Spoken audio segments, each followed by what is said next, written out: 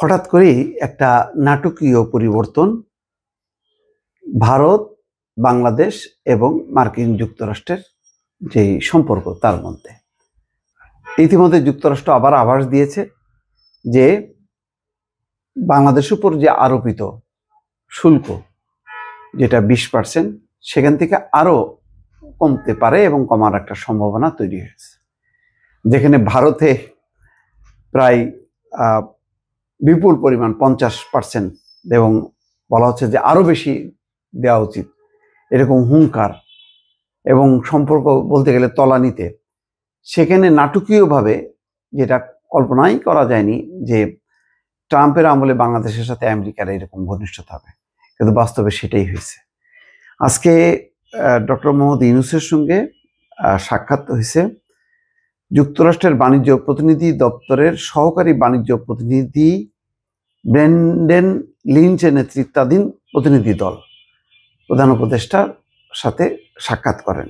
সেখানে প্রধান উপদেষ্টা বলছেন যে যুক্তরাষ্ট্র থেকে আমদানি বাড়াতে প্রস্তুত বাংলাদেশ, আমরা আমদানি বাড়াবো, তোমরা শুল্ক কমাও।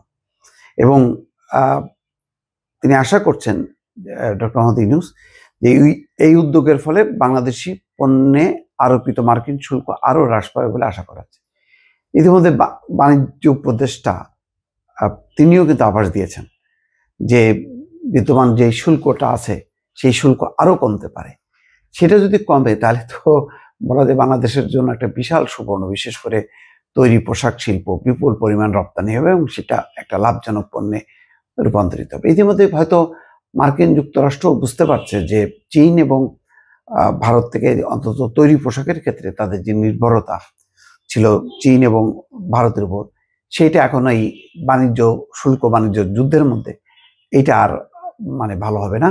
কিন্তু যদি প্রচুর যোগান না যায় মার্কিন যুক্তরাষ্ট্রের, তাহলে পোশাকের সংকট দেখা দেবে, দাম বেড়ে যাবে। সেখানে আবার যে মার্কিন জনগণ ক্ষুব্ধ হবে।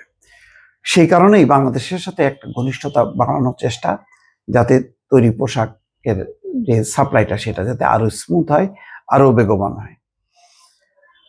এখানে খবরে বলা হচ্ছে ঢাকার তেজগাঁয়ে প্রধান উপদেষ্টার কার্যালয়ে যুক্তরাষ্ট্রের সহকারী বাণিজ্য প্রতিনিধি ব্রেন্ডন লিঞ্চের সঙ্গে বৈঠক করেন প্রধান উপদেষ্টা। তিনি জানান, বাণিজ্য, বিনিয়োগ, জ্বালানি এবং উন্নয়ন সহযোগিতার ক্ষেত্রে বাংলাদেশ যুক্তরাষ্ট্রের সঙ্গে দ্বিপক্ষীয় সম্পর্ক আরো গভীর করতে দৃঢ় প্রতিজ্ঞ। গত জুলাইয়ে বাংলাদেশের রপ্তানি পণ্যের উপর শুল্ক হার 35% থেকে কমিয়ে 20% করে যুক্তরাষ্ট্র। এই কারণে ব্রেন্ডন লিঞ্চকে ধন্যবাদ জানান প্রধান উপদেষ্টা।